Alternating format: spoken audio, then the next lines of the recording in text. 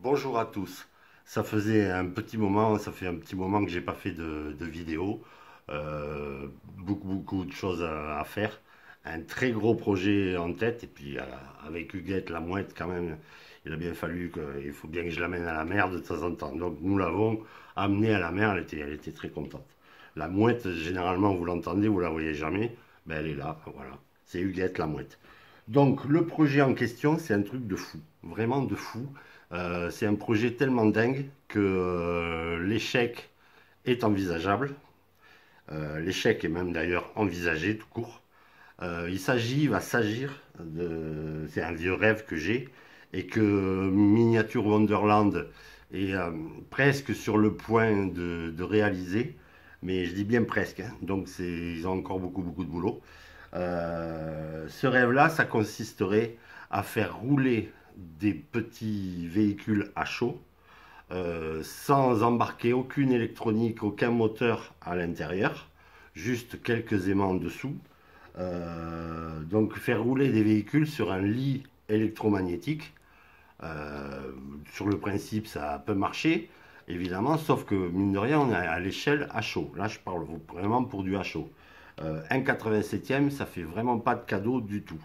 Pour ça, pour réaliser ce projet, on va avoir besoin de faire fabriquer des circuits imprimés, des PCB, comme on dit maintenant, très particuliers, avec carrément 6 couches, les deux couches haut et bas, plus 4 couches internes.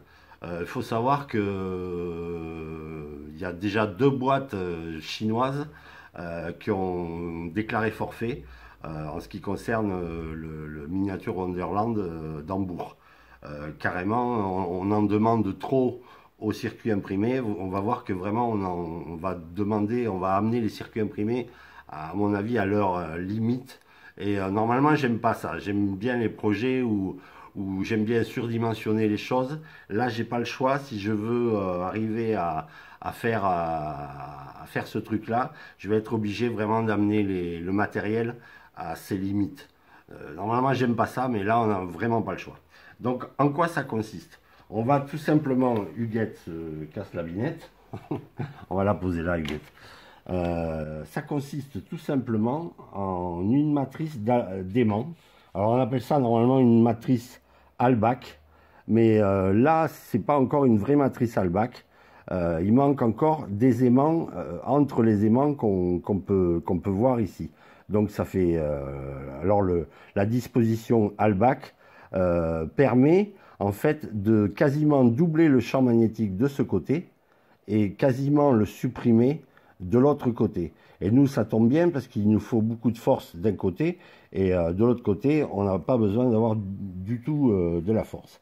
Après, on va faire circuler donc cette matrice Halbach, on va essayer de l'attirer par les champs magnétiques générés par, là, c'est pas un PCB, c'est juste un fil qui court comme ça de gauche à droite qui symbolise la route.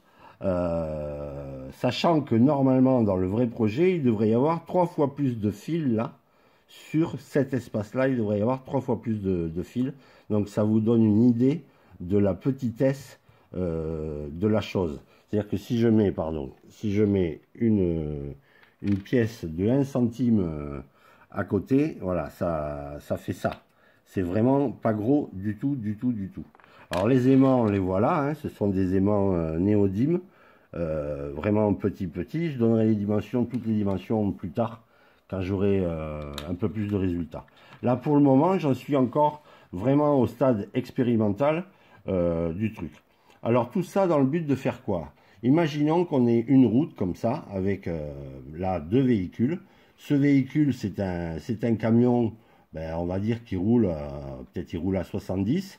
Et puis derrière, il y a cette voiture là qui arrive et qui roule peut-être à 90, puisque apparemment, enfin on ne sait pas encore, mais peut-être qu'on va à nouveau avoir le droit de rouler à 90 km/h. Donc bon. Alors qu'est-ce qui se passe dans la vraie vie? Soit on freine, soit la petite voiture freine pour pas rentrer dans le camion, soit si, comme là, elle a l'autorisation de pouvoir dépasser, à condition bien sûr qu'il n'y ait pas de voiture en face. Donc qu'est-ce qu'elle fait? Elle se déporte et elle dépasse. Et bien avec ce système-là, on pourrait, si on y arrive, parce qu'il n'y a rien il y a vraiment rien de sûr, on pourrait réaliser ça. Alors là, j'en suis vraiment au stade, c'est même pas un prototype, c'est juste expérimental.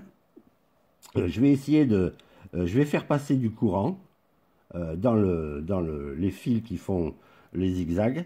Et normalement, la matrice devrait réagir. Voilà, là on a vu qu'elle a réagi un tout petit peu. Alors c'est pas dit qu'on voit beaucoup, hein, vous attendez pas à quelque chose voilà, là on a vu vraiment elle a bien bougé. Alors sachant que normalement, voilà, il faudrait qu'il y ait 3 fois plus de fils. Là on voit elle a bien bougé, mais pas tout à fait droit, parce qu'il y a des frottements, tout ça, il va falloir le gérer. Voilà, on voit que la matrice est quand même sensible au champ électrique. Donc à partir de là, si ça marche, si on arrive à réaliser donc 3 fois plus de pistes, 3 fois plus de fils, on peut donc créer une séquence où on alimente les fils les uns après les autres.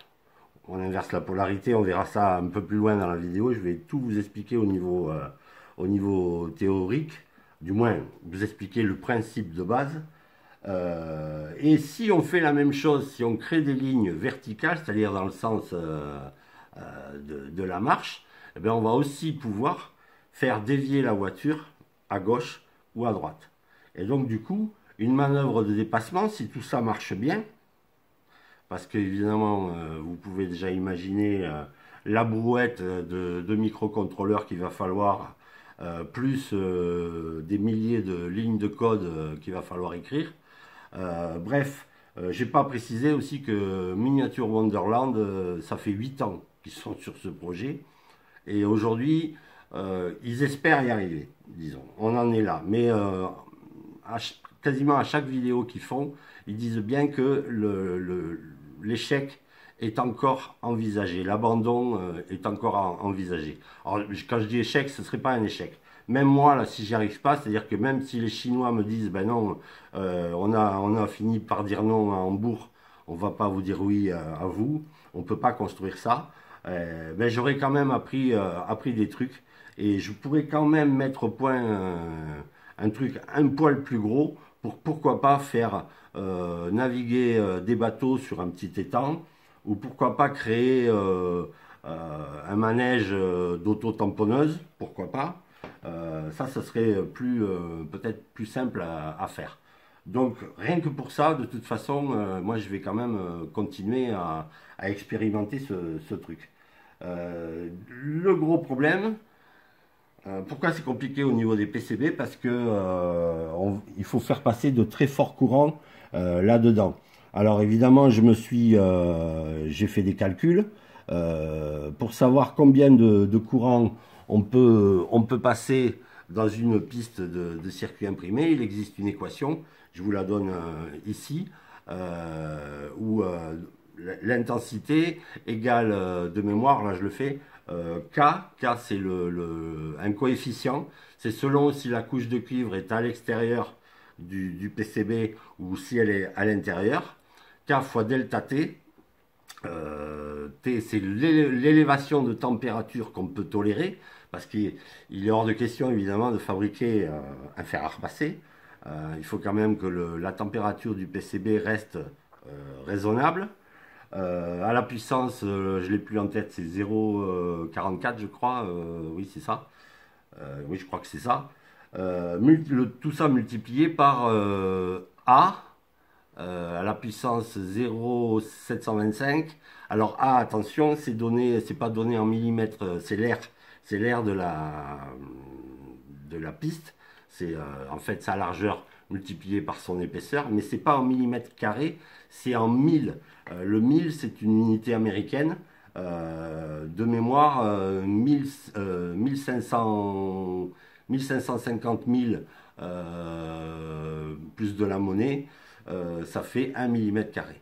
Donc voilà, si vous réalisez cette équation-là, vous allez savoir combien d'ampères vous pouvez passer dans une piste de circuit imprimé. Et encore là, on ne tient pas compte de la longueur de la piste, c'est-à-dire de sa résistivité, parce que forcément, plus une piste est longue, et plus elle va être résistante.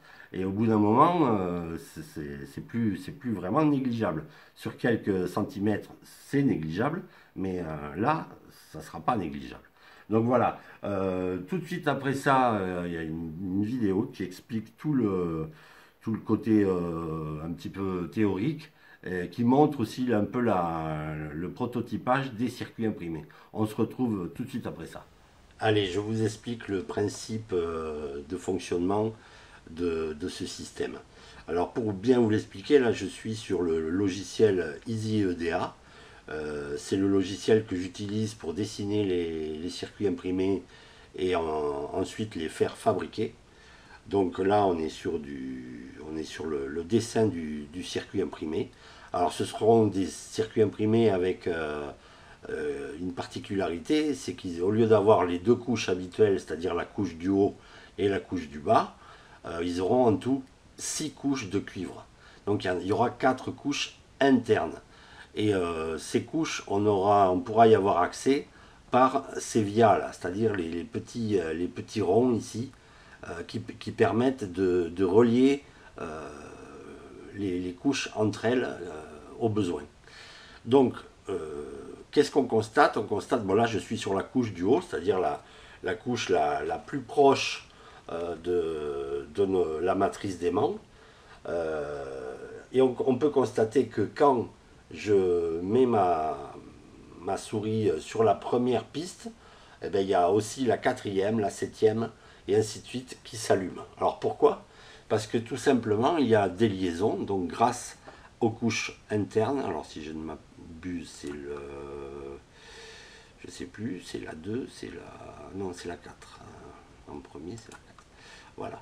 Donc là, je vous montre, la première piste est donc reliée à la quatrième par des arcs de cercle là, qui viennent dans le PCB, hein, à l'intérieur du PCB.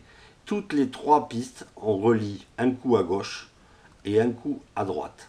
Donc en fait, les 3 circuits de piste, il y a 3 circuits de piste, hein, ça suffit, font des allers-retours sur le PCB. On peut constater, si je me mets sur la bonne couche ici, que la deuxième piste, c'est exactement la même chose. Alors on voit que la deuxième piste est reliée à la cinquième par la gauche ici, et reliée ensuite à la huitième par la droite ici, et ainsi de suite. Et pareil évidemment pour la dernière piste, la troisième, voilà. Voilà. Là donc on voit que toutes les 3 pistes, nos lignes horizontales sont reliées.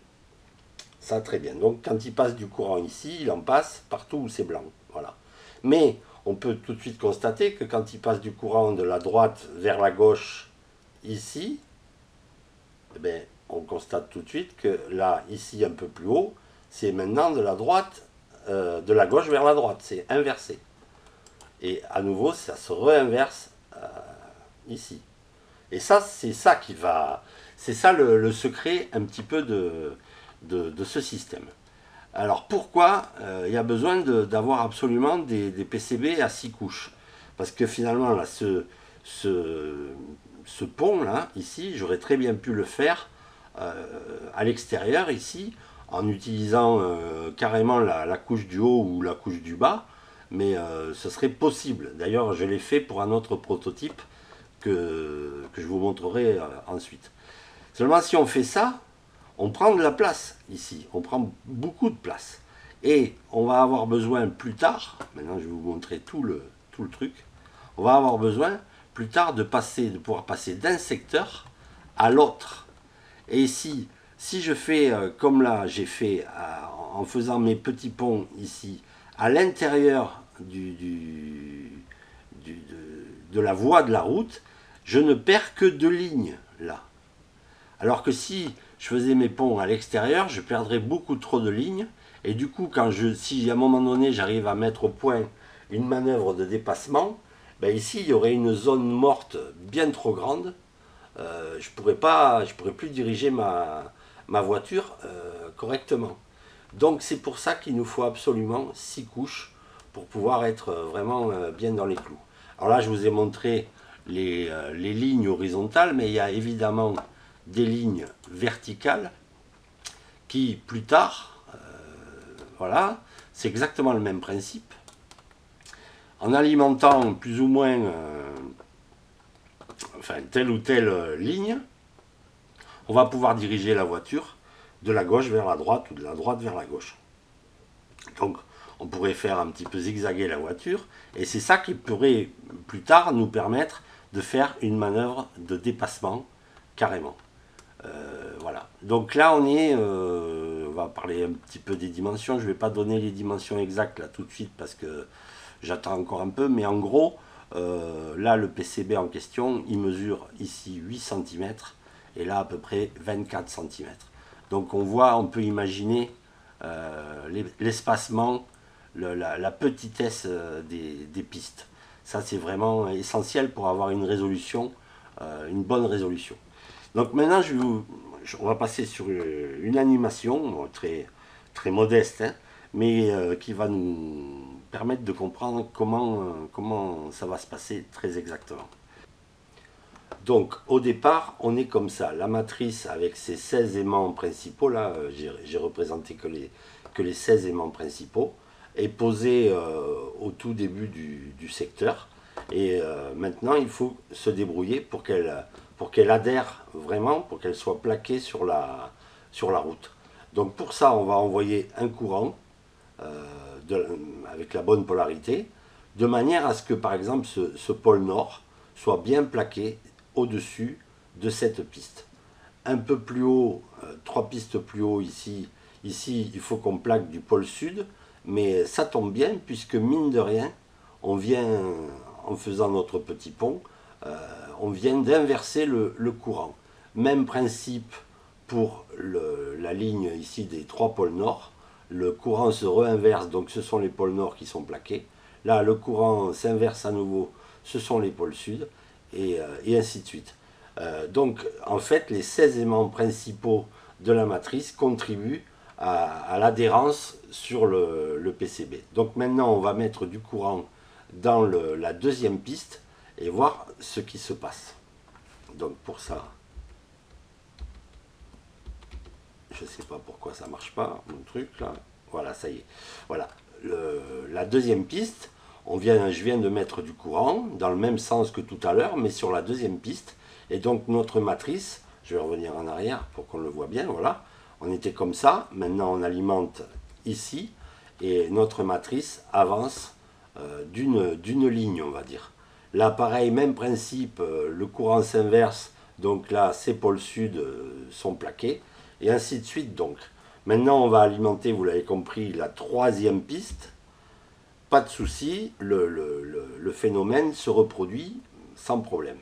Maintenant, par contre, il faut qu'on alimente la quatrième piste. Et la quatrième piste ici, il ne faut pas oublier qu'elle est reliée par un pont à la première. Donc en fait, il faut à nouveau alimenter la première piste, mais ce coup-ci, il faut inverser la polarité. Alors pour inverser la polarité, là l'idéal, je pense que j'utiliserai un pont en H MOSFET, ça devrait le faire. Donc on inverse la polarité et à nouveau on alimente la première piste. Voilà, donc ça nous fait comme ça, la flèche au lieu d'être verte, elle devient bleue, et le courant est inversé. Ce qui fait que ici on a bien le courant qui fait plaquer un pôle nord. Pas de problème. À nouveau, on va alimenter la seconde piste, toujours pour le moment avec cette polarité là. Toujours même principe, toute la matrice est bien plaquée sur la route.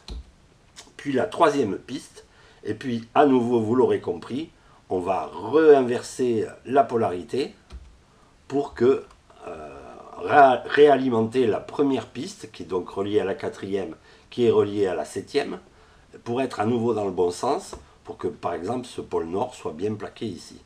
Et ce phénomène se reproduit tout le temps. On va essayer même, voilà. Je vais vous le montrer un poil plus vite. Voilà. Alors la marche arrière, là voilà, par exemple, je viens de faire une marche arrière avec l'animation, mais ce serait tout à fait possible de faire une marche arrière avec le véhicule finalement. Il suffit d'inverser la séquence d'alimentation des pistes et ça se ferait, on pourrait faire une marche arrière, pourquoi pas. Donc je vous le refais mais un peu plus vite ce coup-ci. Voilà comment à peu près ça se passe. Alors évidemment, comment on envoie le courant? Parce que là, mine de rien, il faut quand même changer d'alimentation de piste régulièrement, hein, très souvent. Changer en plus les polarités toutes les trois pistes.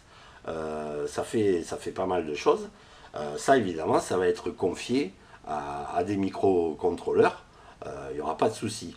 Des microcontrôleurs relayés par des transistors MOSFET, parce que les MOSFET sont sont tout à fait adaptés à passer de forts courants. Et donc voilà comment ça devrait marcher. Du moins, voilà en tout cas ce qu'ils font à Hambourg. Je ne dois pas être loin de la vérité là. Alors évidemment, là, on pourrait vite fait parler des pistes verticales. C'est exactement le même principe. Pour se déplacer vers la gauche ou vers la droite, eh bien, on va mettre au point une séquence d'alimentation des pistes verticales qui va déplacer notre matrice soit vers la gauche, soit vers la droite. Et évidemment, si en même temps qu'on avance, on va un peu vers la gauche, hein, si on va en plus vers la gauche en même temps qu'on avance, eh bien, on obtient tout simplement une manœuvre de dépassement. C'est un petit peu, ça c'est le but ultime à viser, quoi. Donc je vous le refais pour qu'on comprenne bien. Normalement, ça ne peut que marcher très logiquement. Mais bon, il faut quand même le mettre au point au niveau... bon, coder une séquence d'alimentation comme ça, sur un microcontrôleur, ça c'est très simple. Ça c'est vraiment pas un problème. Là où ce sera plus compliqué, c'est pour pouvoir synchroniser les secteurs entre eux et tout et tout. Alors je voudrais vous montrer une dernière chose qui est à mon avis importante aussi.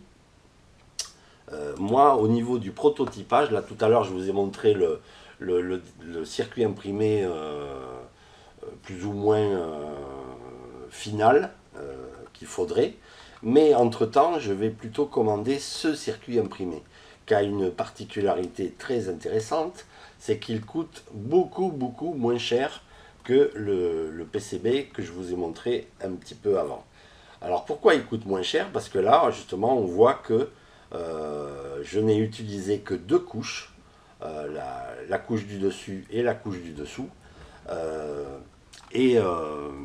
Donc j'ai pu faire mes ponts à l'extérieur de la voie de la route. Bon, sur vraiment l'extérieur de la route, ça pose pas trop de problèmes, on a la place ici, pas de problème. Sauf que ici, entre les deux voies de la route, du coup ça prend énormément de place, c'est ce que je vous disais un petit peu plus tôt. Au lieu d'avoir une zone morte de seulement deux lignes, là ben, j'ai plein de lignes mortes où on n'a plus de champ magnétique.